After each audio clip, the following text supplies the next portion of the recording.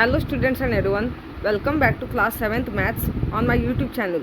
We will begin practice set 44 on textbook page number 80. If the length and breadth of a rectangle are doubled, how many times the perimeter of the old rectangle will that of the new rectangle be? Length and breadth of the old rectangle is not given, so you have to take, let C be the length of a rectangle and D be the breadth of a rectangle. When you are using the formula of the perimeter of the whole rectangle and perimeter of the new rectangle, you have to use both same formula of the perimeter of the rectangle. Perimeter of the old rectangle formula is 2 in bracket length plus breadth, that is equal to 2 in bracket C plus D. Length of a rectangle I have taken it as C and breadth of a rectangle I have taken it as D. Now you have to multiply this by using the formula of A into B plus C. That is 2 into C is 2C plus 2 into D is 2D. So I got the answer of perimeter of the whole rectangle. Now you have to find perimeter of the new rectangle. Length and breadth of a rectangle are doubled in perimeter of the new rectangle. So you have to write this statement. Length and breadth of a rectangle are doubled. Then the perimeter of the new rectangle, when you are finding, that also will be doubled. That is, perimeter of the new rectangle is equal to 2 times 2 in bracket length plus breadth, that is 2 into 2 in bracket C plus D. Length of a rectangle I have taken it as C and breadth of a rectangle I have taken it as D. So perimeter of the new rectangle will be 2 times more than the perimeter of the old rectangle. So that's why I have taken multiplication form 2 into in bracket 2C plus D. So now you have to multiply this first. 2 2s are 4 in bracket C plus D. Now you have to use the formula of A into B plus C when you multiply this. 4 into C plus 4 into D. That is 4C plus 4D. So final answer you have to write. Therefore perimeter of the new rectangle will be 2 times the perimeter of the whole rectangle. This is the meaning of this question. Next, if the side of a square is tripled, how many times the perimeter of the first square will that of the new square be? When you are using the formula of the perimeter of the first square and perimeter of the new square, you have to use both same formula of the perimeter of the square. Side of a square is tripled in the new square, but the side of the first square is not given. So you have to take, let A be the side of a first square.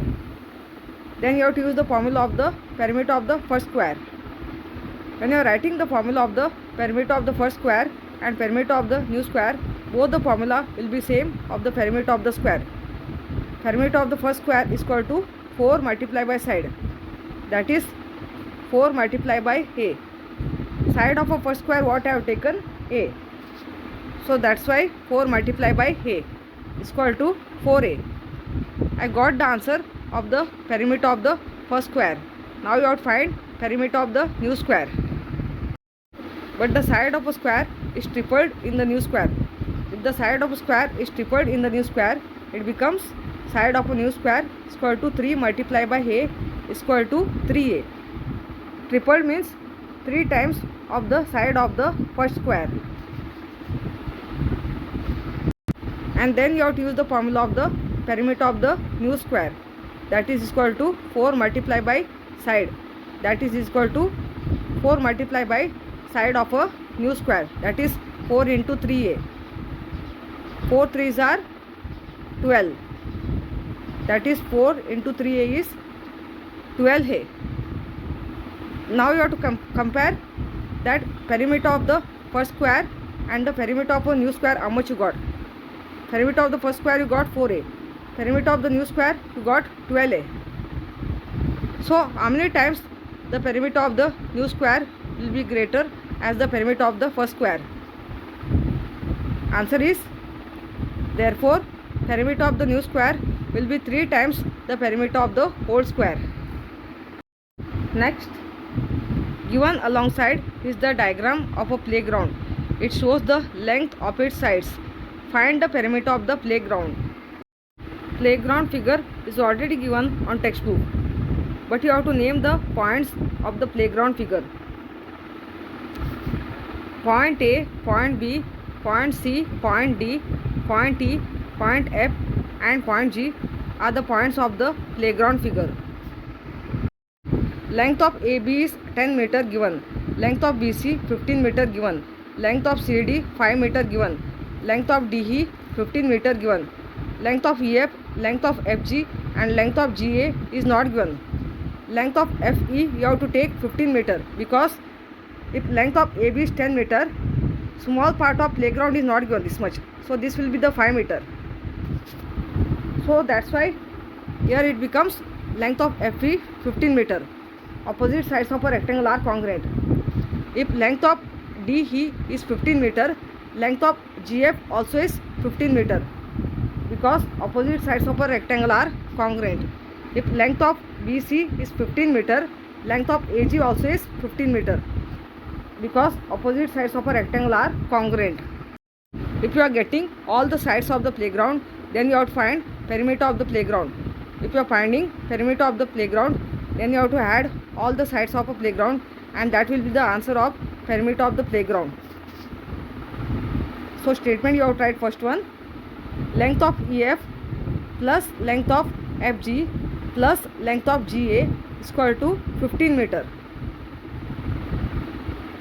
Perimeter of the playground is equal to length of AB plus length of BC plus length of CD plus length of DE plus length of EF plus length of FG plus length of GA, that is equal to AB is 10 meter plus BC is 15 meter plus CD is 5 meter plus DE is 15 meter plus EF is 15 meter plus FG is 15 meter plus GA is 15 meter.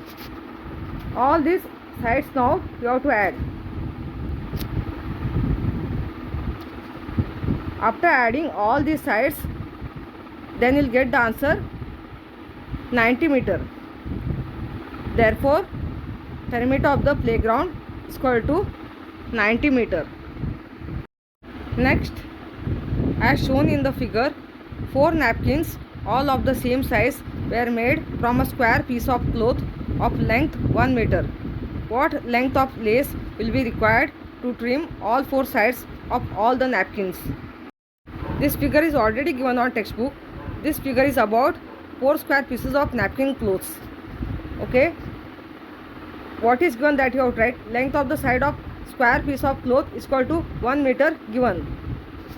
But it is the length of the side of 2 square pieces of cloth. Okay. But you don't know length of the side of 1 square piece of cloth. Length of the side of 1 square piece of cloth will be half meter.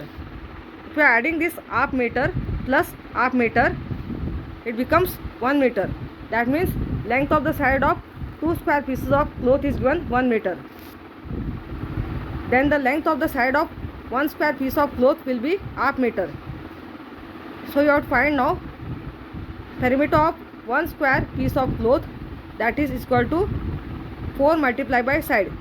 You have to use the formula of the perimeter of the square, that is equal to 4 into length of the side of 1 square piece of cloth. Now you have to do the cancellation table, which is going 2 ones are 2 twos are 4, that is equal to 2 meter. You got the answer, perimeter of 1 square piece of cloth. Okay. Then you have to find what main question is asked. See that you have to find what length of lace will be required to trim all 4 sides of all the napkins. That means you have to find perimeter of 4 square pieces of napkin clothes. When you are finding more than 1, you have to multiply by 2. That is perimeter of 4 square pieces of cloth will be 4 multiplied by 2. If you are finding more than 1 perimeter of a square, then you have to multiply, that is 4 multiplied by 2. 4 twos are 8. So therefore, length of lace required to trim all four sides of all napkins will be 8 meter. If you understood maths practice set 44, give us the feedback or comments. Subscribe the channel, like and share. Thank you.